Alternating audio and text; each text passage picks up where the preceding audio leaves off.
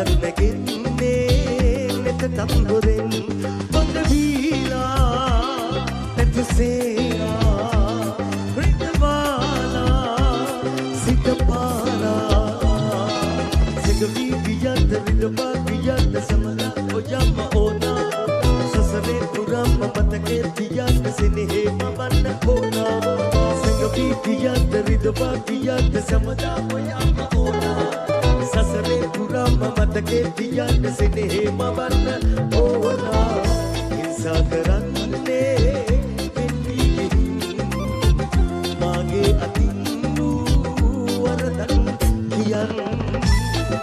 Thank you much.